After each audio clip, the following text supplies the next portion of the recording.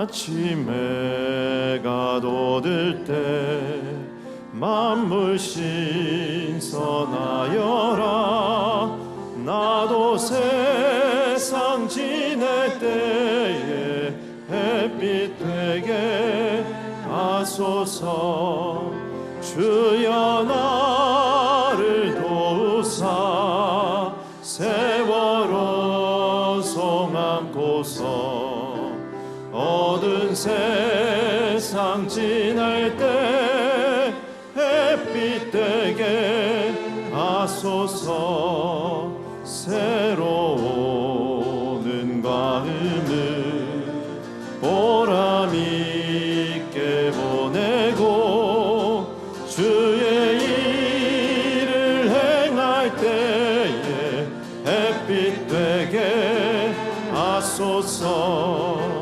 주여 나를 도우사 세월호 송 안고서 어두운 세상 지낼 때 햇빛 되게. 주여 나를 도우사 주여 나를 도우사 세월호 송 안고서 어두운 세상 지낼 때 햇빛 되게 하소서. 한 번 가면 안 오는 빠른 광음 지날 때 귀한 시간 맞춰서 햇빛 되게 하소서. 주여 나를 도우사 세월호 송 안고서 어두운 세상 지날 때 햇빛 되게 하소서. 밤낮 주를 위하여 몸과 마음을 드리고 주의 사랑 나타내 햇빛 되게 하소서. 주여 나를 도우사 세월호 송 안고서 어두운 세상 지낼 때 햇빛 되게. 다시 한 번 더. 밤낮 주를 위하여 밤낮 주를 위하여 몸과 마음을 드리고 주의 사랑 나타내 햇빛 되게 하소서. 주여 나를 도우사 세월호 송 안고서 어두운 세상 지낼 때 햇빛 되게 주여 나를 도우사 주여 나를 도우사 세월호 송 안고서 어두운 세상 지낼 때 햇빛 되게 하소서. 송축해 내 영혼아 거룩하신 이름 이전에 없었던 노래로 나 주님을 경배해. 해가 뜨는 새 아침 밝았네. 이제 다시 주님 찬양. 무슨 일이나 어떤 일이 내게 놓여도 저녁이 올 땐 나는 노래해 송축해 내 영혼아 거룩하신 이름 이전에 없었던 노래로 나 주님을 경배해 노하기를 더디하시는 주 그의 크신 사랑 넘치네 주의 선하심 내가 노래하리 수많은 이유로 나 노래해 송축해 내 영혼아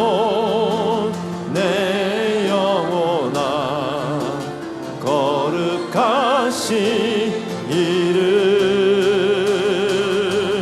이전에 없었던 노래로 나 주님을 경배해 송축해 내 영혼 송축해 내 영혼아 거룩하신 이름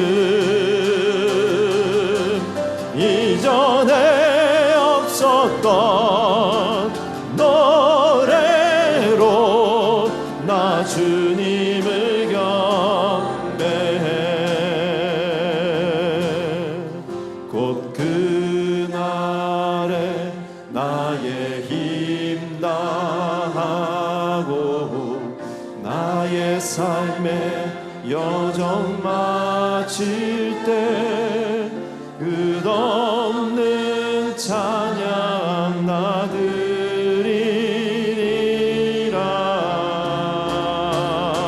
수많은 세월 지나 영원히 송축해 내 영혼아 거룩하신 이름 이전에 없었던 노래로 나 주님을 경배해 송축해 내 영혼아 거룩하신 이름 이전에 없었던 노래로 나 주님을 경배해 나 주님을 경배해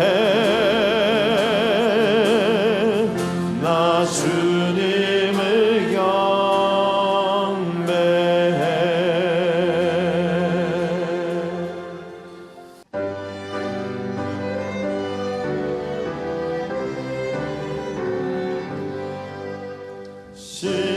시온의 영광이 빛나는 아침 어둠 거니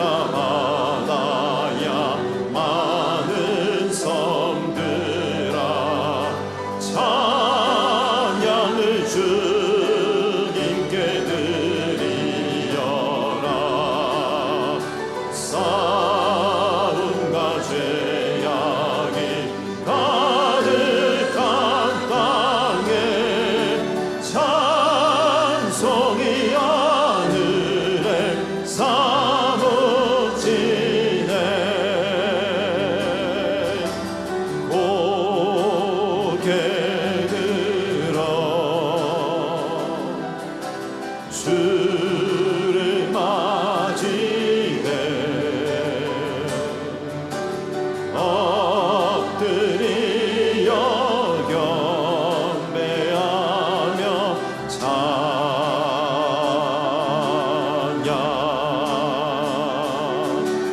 왕의 위엄을 신령과 진정한 찬양으로 영광 돌려 만왕의 왕께 입을 모아 주를 찬미해 새 노래로 감사하며 찬양 주님께 영광 주의 사랑과 구원의 은혜를 감사함과 기쁨으로 영광 돌리세 감사함과 기쁨으로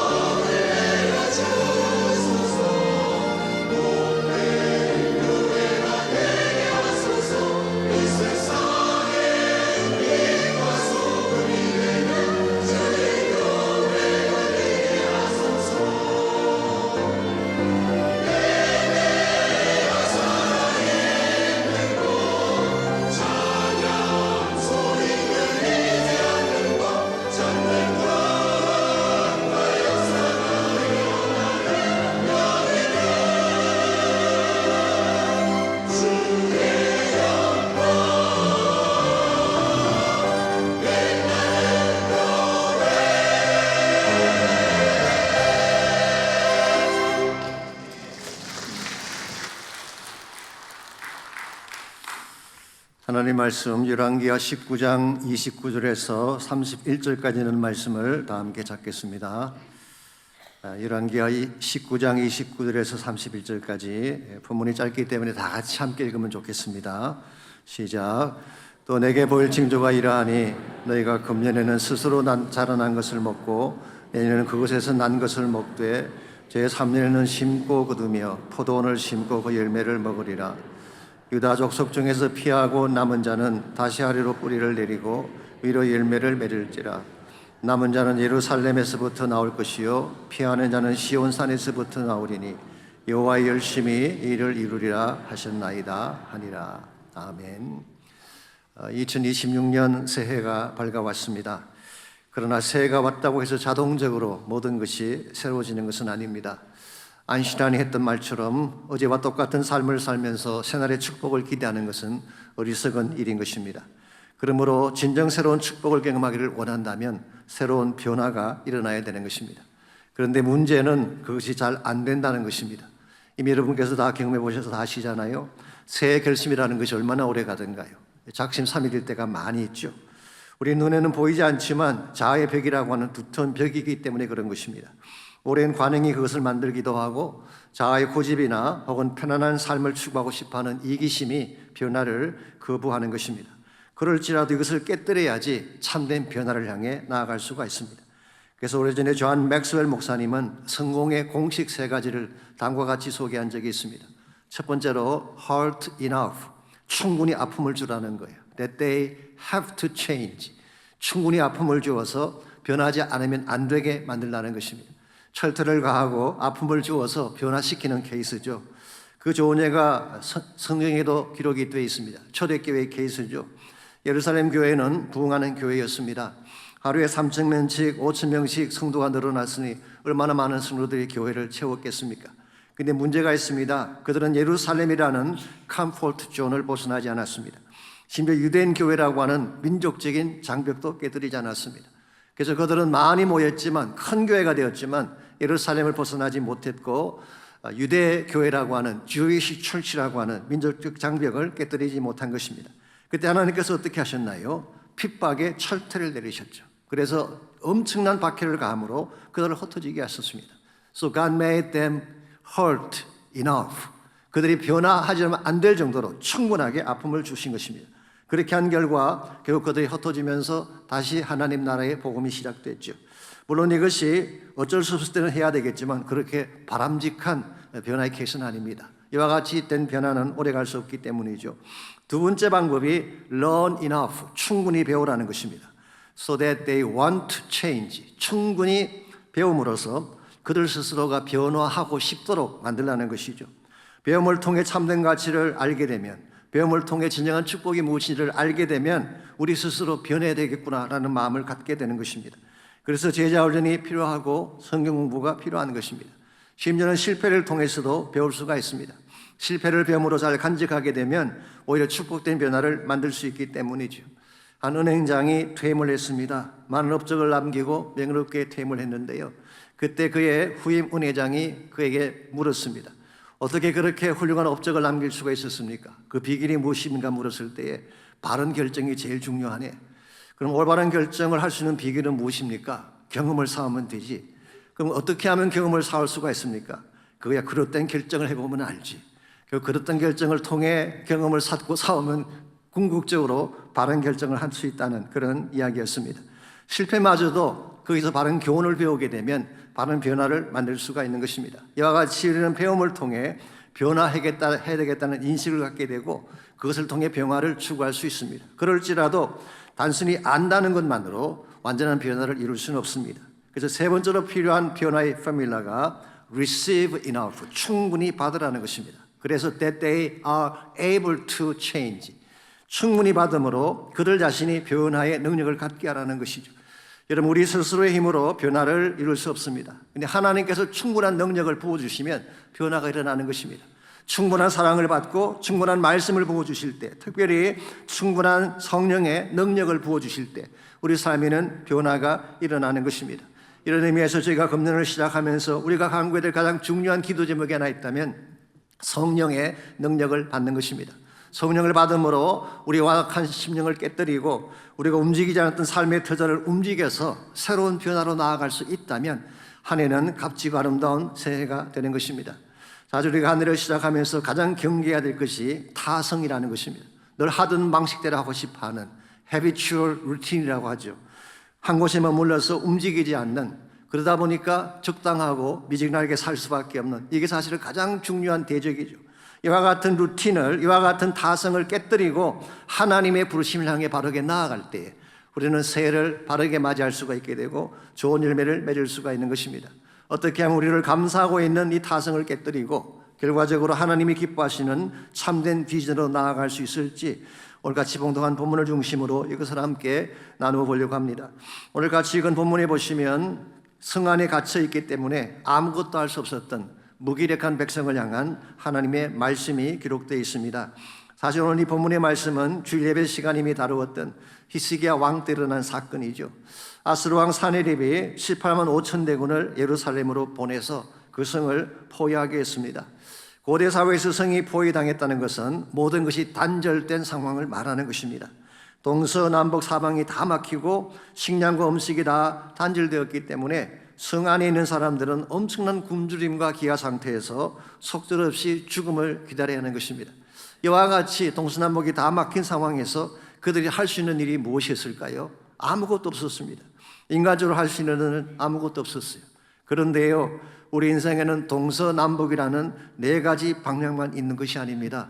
사람들이 네 가지 방향만이 전부인 줄 알기 때문에 사방이 다 막히면 절망하게 주저앉는데요, 성경은 또 하나의 방향이 있음을 제시합니다. 하늘을 향한 방향이에요. 하나님이 계신 쪽을 향해 나아가게 되면 하나님께서 새로운 길을 열어주시는 것입니다. 아수르 군대가 아무리 숫자가 많고 강하다고 하더라도 하늘을 향한 길을 막을 수는 없었어요. 이 사실을 누구보다 잘 아는 히스기야 왕은 어디로 나아갔나요? 성전으로 갔습니다. 그리고 하나님 앞에 기도 제목을 올려놓으며 간절하게 요청하는 간구를 드렸죠. 열왕기하 19장 19절에 이렇게 기록이 되어 있습니다. 우리 하나님 여호와여, 원하건대 이제 우리를 그의 손에서 구원하옵소서. 그리하시면 천하 만국의 주 여호와가 홀로 하나님이신 줄 알리이다 하니라. 하나님 앞에 나아가서 간절하게 간구한 것입니다.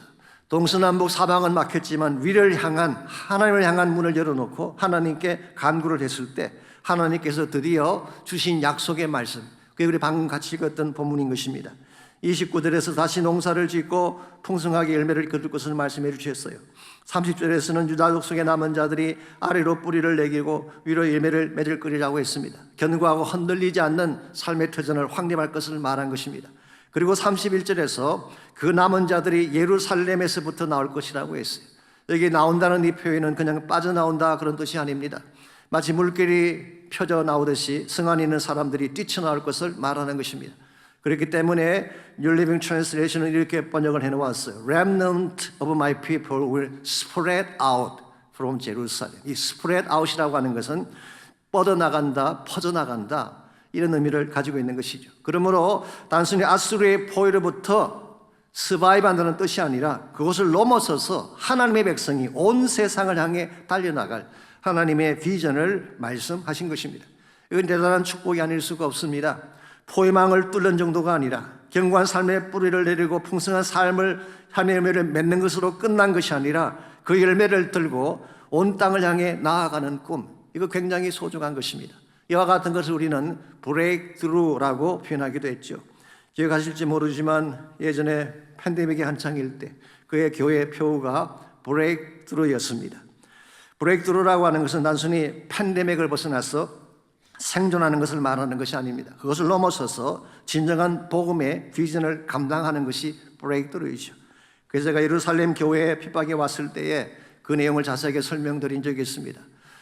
예루살렘 교회에 핍박이 왔을 때 그들은 흩어져서 그냥 사라진 것이 아니라 가는 곳마다 복음의 꽃을 피웠고, 그리고 드디어 도착한 장소가 안디옥이었습니다. 이 안디옥에서 비로소 세계 선교가 시작되고 복음이 온 열방을 향해 펼쳐져 나가게 된 것입니다. 이런 면에서 브레이크스루라고 하는 것은요, 단순히 위기를 벗어나는 것을 말하는 것이 아니라 그것을 통해 참된 비전을 이루는 것을 말하는 것입니다. 이것이 대단히 중요한 인식이라고 생각합니다. 우리 그리스도인들은 위기를 당하면 위기를 벗어나는 것으로 끝나서는 안 됩니다.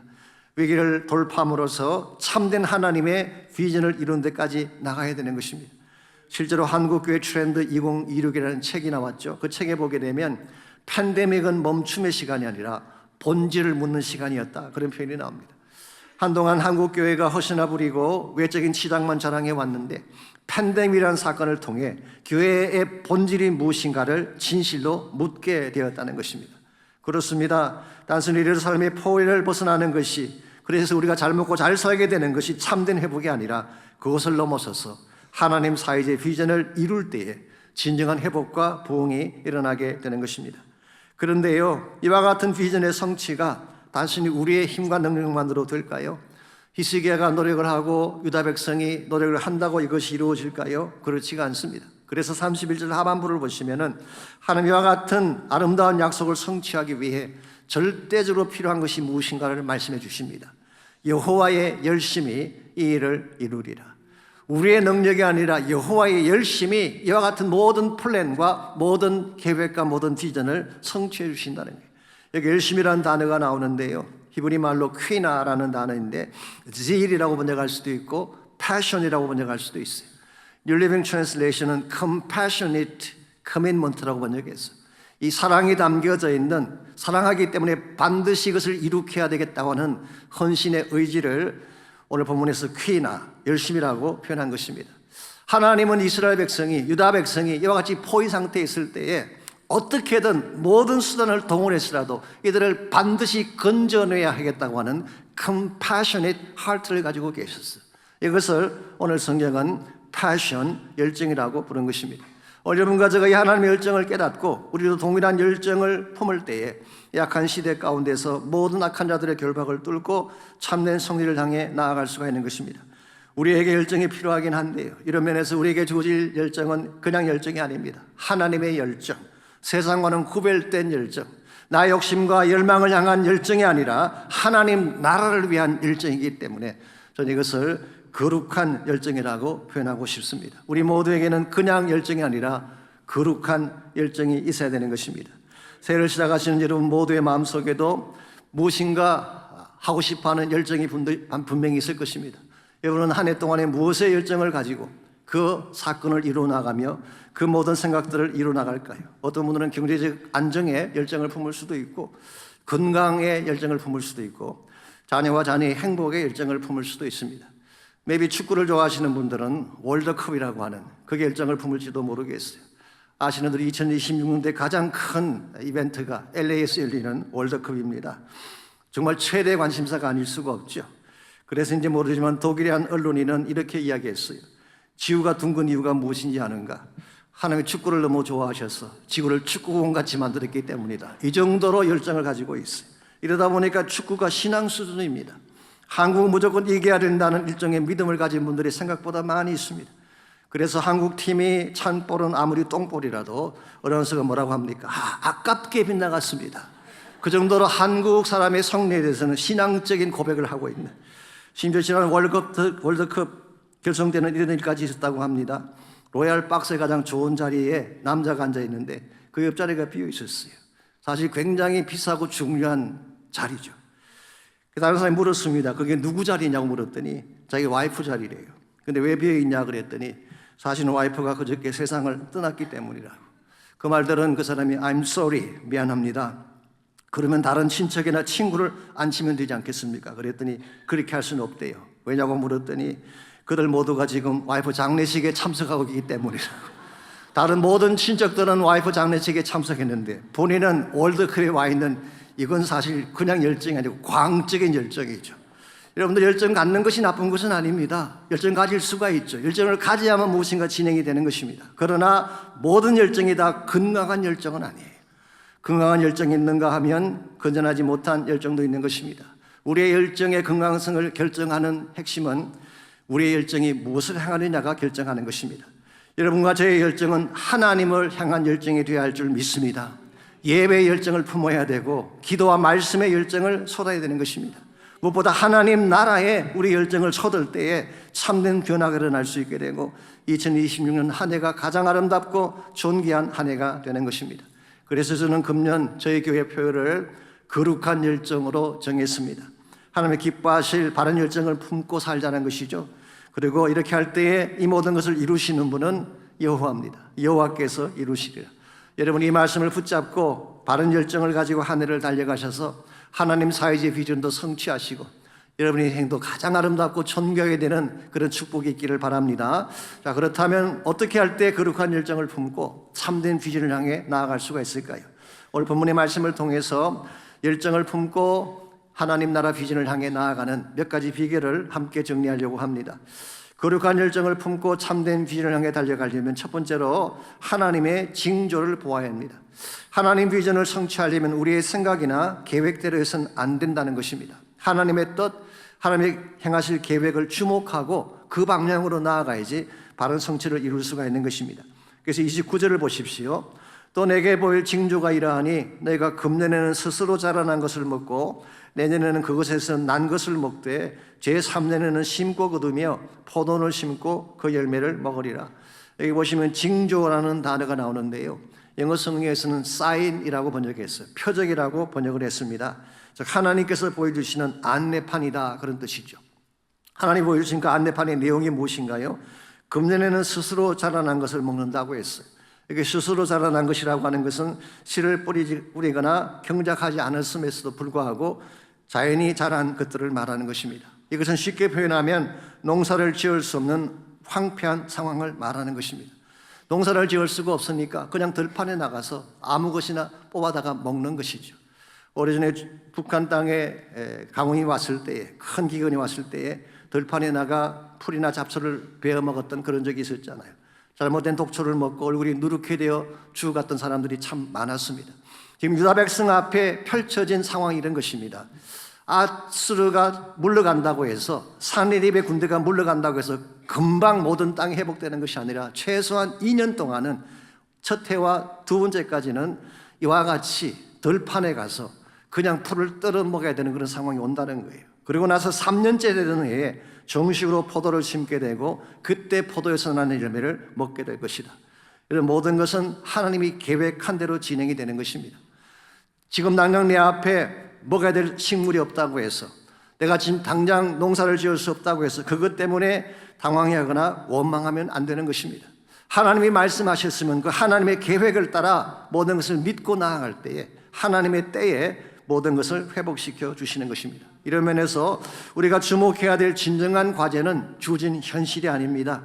계속되는 경제 불황이나 척박한 삶의 정황도 아닙니다.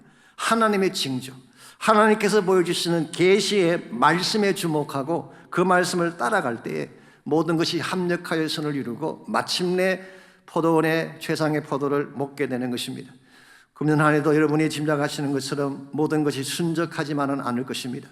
여전히 혼란하고 여전히 답답하고 여전히 경제적 기근을 통과해야 되는 이와 같은 어려운 문제가 우리 앞에 있습니다. 그럴지라도 제가 송구 영신예배 때 인용해드렸던 코리 텐 붐의 말씀처럼 Never be afraid to trust the unknown future, to know God. 이 unknown future라고 하는 것은 알 수 없는 미래를 말합니다. 우리 가운데 미래를 예측할 사람이 있나요? 아무도 없습니다. 5분 후의 일도 예측하지 못하는데 한 해의 미래를 누가 예측할 수가 있겠습니까? 우리 모두는 unknown future를 향해 살아가는 거예요. 그런데 unknown future를 누구에게 맡기면? known God, 모든 것을 아시는 하나님, 우리에게 모든 것을 보여주시는 계시의 하나님에게 맡기게 되면 God will make it happen. 하나님이 모든 것을 이루어 주신다는 거예요. 믿습니까? 여러분, 이 사실을 믿을 때에 현실에 주목하지 않고 말씀 따라 살게 되는 것입니다. 걱정이나 두려움 때문에 평생 끙끙거리며 사는 것이 아니라 말씀의 능력을 붙잡고 말씀 안에서 새 힘을 얻어 살아갈 때 여러분의 삶은 흔들리지 아니하고 바른 방향을 향해 나아가는 것입니다. 언젠가 리거레 목사님이 PDL 책에서 이런 말씀을 적은 적이 있습니다. 당신의 문제를 거듭거듭 생각하는 것을 걱정이라고 부른다. When you think about a problem over and over again. 너의 마음속에 문제를 계속 반복해서 생각하는 것을 we call it worry. 이것을 걱정이라고 부르는 것입니다. 그런데 만일에 하나님 말씀을 거듭거듭 생각하면 그것을 묵상이라고 부르는데 When you think about God's word over and over in your mind, we call it meditation. 여러분은 문제를 품고 살아갈 수도 있고 말씀을 가슴에 품고도 살아갈 수가 있습니다. 문제를 품고 계속 그것을 씹으면 어떻게 될까요? 걱정이 가득 차서 여러분 인생이 암담하고 비참하게 되는 것입니다. 근데 반대로 하나님 말씀을 계속 묵상하고 말씀의 능력 가운데 살게 되면 그 말씀이 여러분을 자유케 하는 것입니다. 여러분께 새로운 길을 열어주게 되고 새로운 지혜를 주어서 모든 문제를 감당해낼 수 있게 되는 것입니다. 이런 의미에서 저는 하늘을 시작한 여러분 모두가 상황이나 세상 바라보지 말고 오늘 하나님 말씀에 주목하며 살아가시기를 주의 이름으로 축원합니다. 말씀대로 살게 되면 힘이 나는 것입니다. 말씀대로 살면 길이 보이는 것입니다. 말씀대로 살게 되면 하나님이 기뻐하는 바른 방향으로 달려갈 수 있는 것입니다. 두 번째로 거룩한 열정을 품고 참된 비전을 향해 나아가려면 남은 자가 되어야 됩니다. 우리 모두가 남은 자가 되어야만 주의 나라 비전 위에 쓰임받을 수가 있습니다. 30절을 보겠습니다. 유다 족속 중에서 피하고 남은 자는 다시 아래로 뿌리를 내리고 위로 열매를 맺을지라. 여기 남은 자라는 표현이 나오죠. 렘넌트라고 합니다. 이것은 변질되지 않고 끝까지 믿음의 정도를 지킨 자를 말하는 것입니다. 근데 하나님은 이들이 아래로 뿌리를 내리고 위로 열매를 맺는다. 참된 믿음의 사람들이 견고한 신앙의 뿌리를 내려서 영적 열매를 맺을 것을 말씀하신 것입니다. 구약 성경에 보게 되면 이 남은 자에 대한 렘넌트에 대한 그런 이야기들이 여러 곳에서 나오고 있습니다. 많은 성경학자들은 이 남은 자를 메시아의 커뮤니티, 메시아를 믿는 참된 신앙의 공동체로 그렇게 해석을 하고 있습니다. 그런데 엘리야 시대 때에 대다수의 이스라엘 백성이 바알을 숭배했지만 바알에게 무릎 꿇지 아니한 7천을 남겨두셨죠. 이들이 바로 렘넌트예요. 모든 자가 다 바알에게 나아갔지만 바알에게 무릎 꿇지 않았던 변질되지 않은 신앙 공동체, 이게 렘넌트입니다. 혹은 다니엘과 그의 세 친구의 케이스도 마찬가지입니다. 바벨론의 포로로 끌려갔지만 바벨론이 제국한 음식을 먹지 않고 사람이 만든 신상에 절하지 않고 오히려 매일 예루살렘을 향해 기도했던 유다의 청년들, 이들이 남은 자들이에요. 혹은 스룹바벨이 바벨론에서 귀환할 때 성전 건축을 위해 예루살렘으로 돌아왔던 사람들, 이들이 남은 자들이었습니다. 사실 그 당시 쉽지 않은 결정이에요. 그들이 살고 있던 안정된 모든 기반을 두고 폐허가 된 예루살렘으로 돌아와야 했어요. 그들 마음속에 한 가지 꿈은 성전을 다시 짓자는 것입니다. 하나님 나라를 다시 세우자는 열망이 있었어요. 이와 같은 모든 자들은 다 헌신하지 않지만 하나님을 위해 헌신할 수 있는 이 사람들이 바로 렘넌트, 남은 자들인 것입니다. 신약 성경에도 보게 되면 이와 유사한 예들이 많이 등장합니다. 그 중에 하나가 요한복음 6장인데요. 요한 6장에 보시면은 예수님께서 오병이의 기적을 행하셨을 때 수많은 사람들이 그를 따라간 내용이 나옵니다. 주님 바다를 건너가면 바다 건너까지 따라오고 가버나움에 들어가시면 그곳까지 따라왔어요. 자, 왜 이와 같이 사람들이 예수님을 따랐을까요? 주님을 사랑하기 때문에? I don't think so. 보리떡 때문이에요. 예수님 따라갔더니 먹을 것이 나오더라는 것입니다. 이와 같이 보리떡을 따라 먹을 것을 따라 다녔던 사람들을 사도 요한은 무리들이라고 표현했습니다. They are not disciples. 그들은 제자들이 아니에요. They are multitudes. 그냥 무리들의 숫자. 그러므로 이 사람들은 참된 믿음을 가진 자가 아니라 숫자에 불과한 사람들. 이런 사람들이 바로 무리들입니다. 그런데 그들이 어떻게 했나요? 정작 예수님께서 생명의 양식에 대해서, 생명의 떡에 대해서 말씀하는 순간 그들은 하나씩 떠나가기 시작했습니다. 그들이 다 떠나간 후에 주님이 제자들에게 질문했죠. 너희도 가겠느냐? 너희도 저들과 같이 보리떡 따라 가겠냐는 것입니다. 그때 베드로가 뭐라고 했나요? 주여, 영생의 말씀이 주께 있사오니 우리가 누구에게로 가오리까? 우리가 주는 하나님의 거룩한 자이신 줄 믿고 알았습니다. 이번 과연 누가 베드로를 무식하다고 했나요? 세상 학식은 그랬는지 모르지만 영적 진리에 대해서 누구보다 총명하고 똑똑한 자가 베드로였습니다. 이와 같이 사람들이 보리떡을 따라 떠나갈지라도, 개인의 계산을 따라, 이익을 따라 떠나갈지라도 끝까지 주님 곁에 머무른 사람들을 렘넌트, 남은 자라고 부르는 것입니다. 하나님은 이러한 자를 통일하기를 원하세요. 하나님의 교회에 이와 같은 남은 자들이 많을 때에 교회가 교회다워지는 것입니다. 오늘날 교회가 숫자에 너무 관심을 많이 갖고 사람 모으는 데 급급한 가운데 있지만 정말 교회가 위기에 처하게 되면요, 누가 교회를 지키는지 아십니까? 수많은 무리들이 아닙니다. 그들은 얼핏 하면 떠나갈 수 있는 사람들이에요. 작지만 기도의 자리를 지키는 자들이 교회를 지키는 것입니다. 다른 것 바라지 아니하고 복음 하나만으로 만족하며 그게 자신의 삶을 거는 자들, 이런 자들이 남은 자들이에요.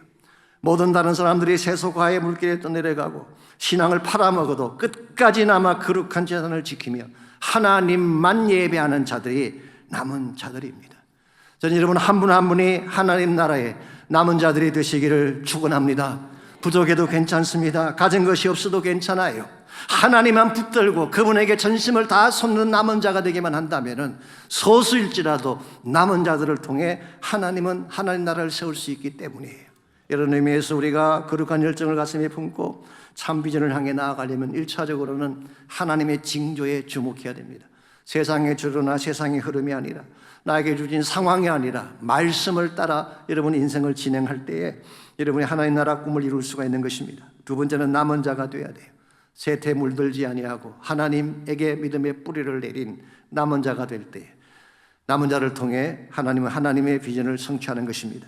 마지막 세 번째로 우리가 거룩한 열정을 품고 참 비전을 향해 나아가려면 비전에 합당한 삶을 살아야 됩니다. 아무리 비전이 아름답고 좋아도요, 그게 합당한 삶을 살지 못한다면 비전은 허황된 꿈에 불과한 것입니다. 31절을 다시 보시면요, 남은 자는 예루살렘에서부터 나올 것이요 피하는 자는 시온 산에서부터 나오리니 여호와 열심히 이 일을 이루리라 하셨나이다. 여기 남은 자들이 예루살렘에서 나온다 그랬는데요, 말씀드린 것처럼 이것은 그냥 빠져나온다는 뜻이 아니라 spread out, 터져 나온다는 것입니다. 펼쳐져 나온다는 것입니다. 그리고 이 말씀은 장차 일어날 복음운동을 염두에 두고 주신 말씀입니다. 우리 이미 알고 있는 것처럼 복음운동은 예루살렘에서 시작이 되었죠. 예루살렘에서 시작된 이 복음운동이 온 유대와 사마리아와 땅끝까지 스프레드 아웃 되어가지 않았습니까? 이 말씀을 오늘 본문이 예고한 것입니다. 그런데요, 이와 같은 복음운동을 이루기 위해서는 반드시 여호와의 열심이 필요한 것입니다. Compassionate commitment.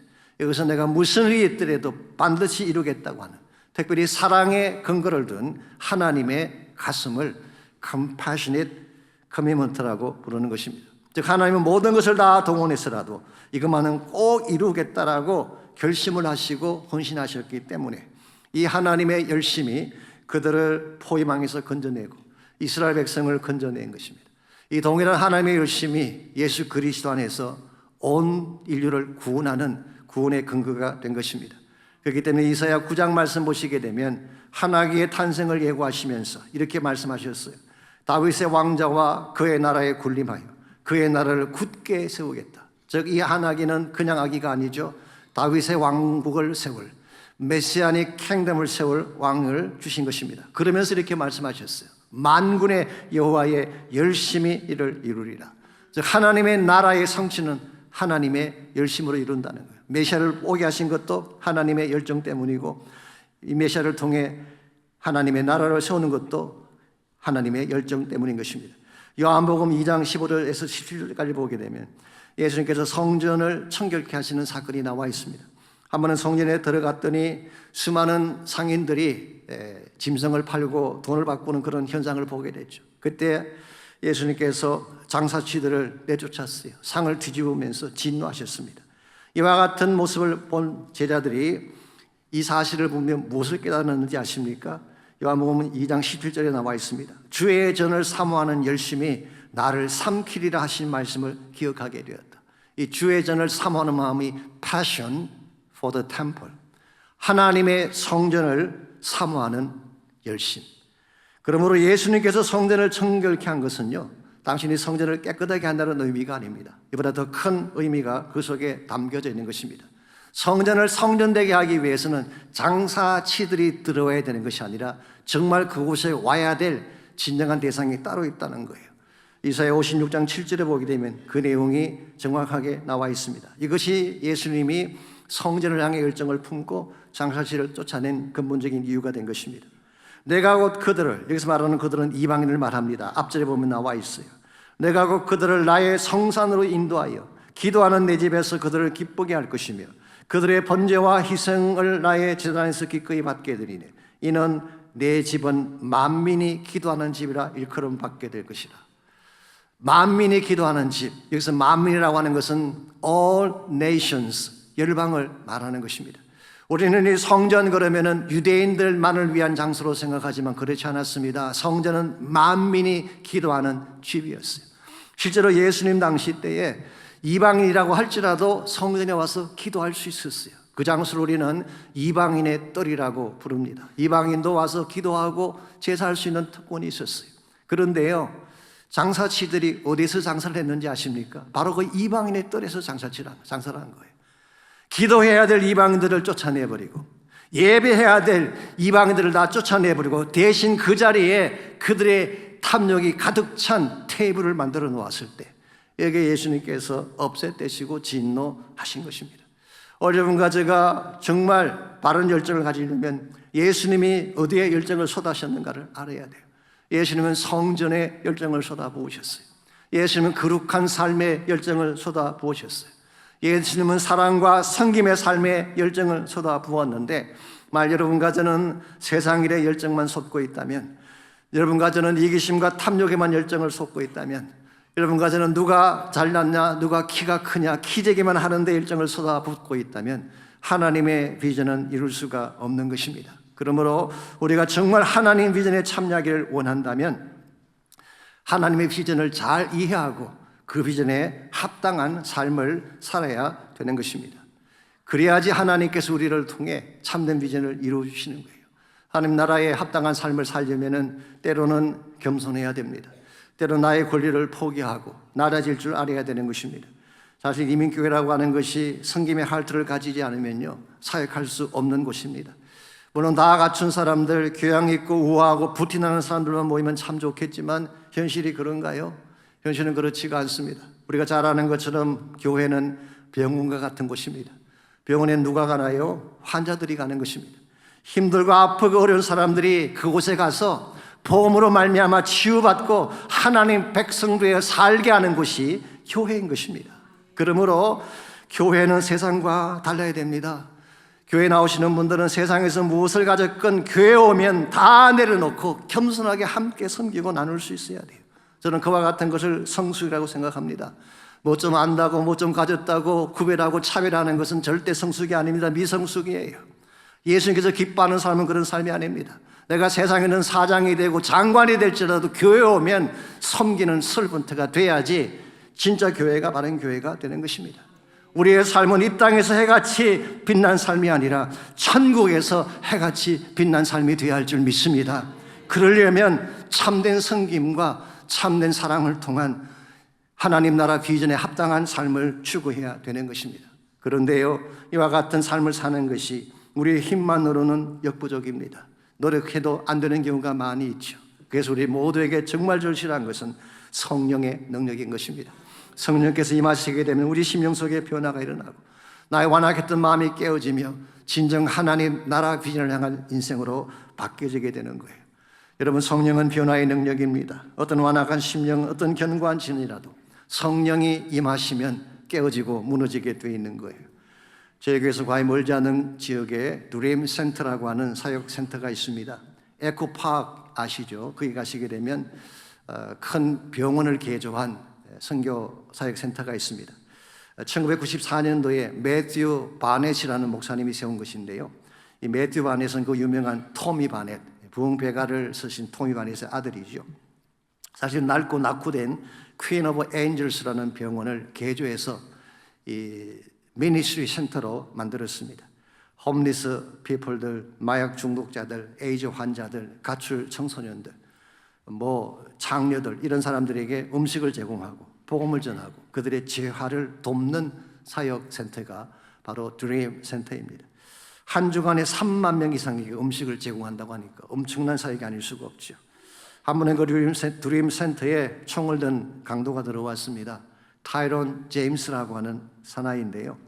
이 사람은 LA 지역 갱 출신입니다. 술과 마약으로 정신이 혼미한 상태에서 총을 들고 들어온 것입니다.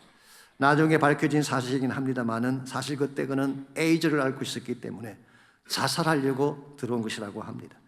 그때 매튜 목사님이 총을 들고 있는 그의 앞으로 다가갔어요. 매튜는 기도하는 사람이었기 때문에 영적인 센서가 있죠. 그래서 영적으로 이 사람이 문제가 있구나를 깨닫고 그에게 다가간 것입니다. 그리고 말했습니다. 형제요, 당신에게서 무슨 일을 하건 오케이.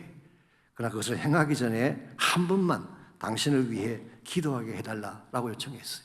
처음에는 그 사람이 어리둥절했지만 매튜 목사의 태도가 워낙 진지하고 진솔했기 때문에 오케이라고 허락을 했습니다. 그때 매튜가 그 사람을 향해 손을 내밀어 성령의 임재를 구하는 기도가 시작됐는데 그 순간 센터 안에 다른 모든 사람들도 손을 내밀어서 기도하기 시작했습니다. 그랬더니 어떤 일이 일어났는지 아십니까? 그 사내가 갑자기 울기 시작한 것입니다. 들고 있던 총을 내려놓고 마치 어린아이처럼 울기 시작했어요. 사실은 사랑에 목말랐던 것입니다. 사실 누군가의 타치를 원했던 것입니다. 소름과 저주 속에 살아왔던 인생, 이제 곧 죽음을 앞둔 에이즈 환자로서 엉그리진 가슴을 갖고 있었는데 그것이 성령의 타치와 함께 터져나온 것입니다. 그때에 엄청난 성령의 역사가 일어나고 그 아파하던 타이론 제임스의 마음을 만지며 얼음장같이 깨어져 있던 그 심령이 변화받고 새 축복의 아침을 향해 나가게 된 거예요. 그 이후로 타이론은 에이즈를 치유받고 드림센터에서 핵심 멤버로서 지금도 사역을 감당하고 있습니다. 사랑하는 성도 여러분, 참된 변화는 오직 성령만이 가져올 수 있습니다. 성령이 임할 때 우리 심령의 깊은 곳이 타치되게 되고 내 마음의 근본이 뒤집어지는 역사가 일어나는 것입니다.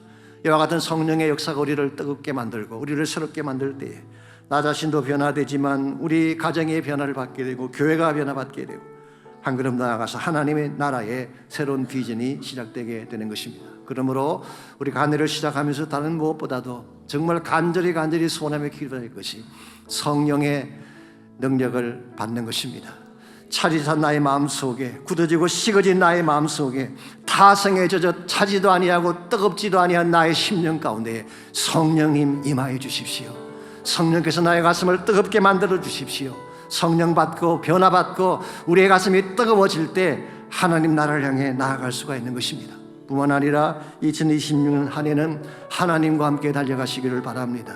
내가 아무리 노력해도 이룰 수 없는 문제들, 그러나 여호와가 이루시리라. He will make it happen. 여호와께서 모든 것을 가능케 하실 거예요.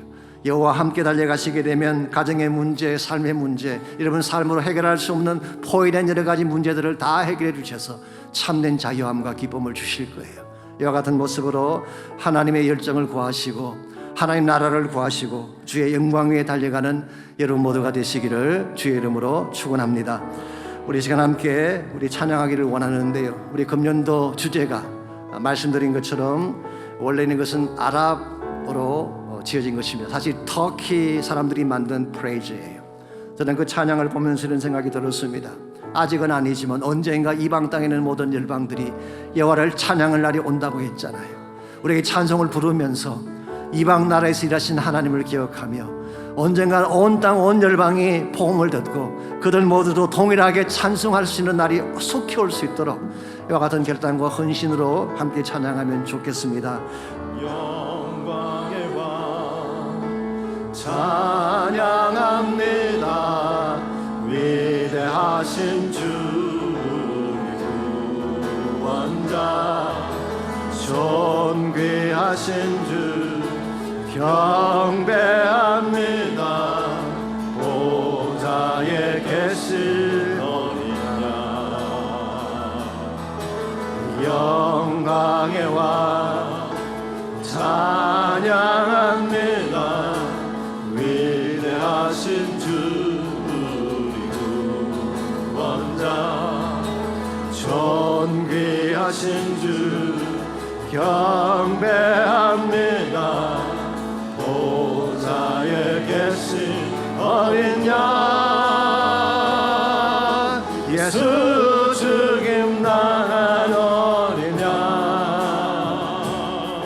예수 모든 이름 위에 뛰어난 이름 영원히 찬송받게 합당한 영광의 그 이름 예수 영광의 왕 찬양합니다.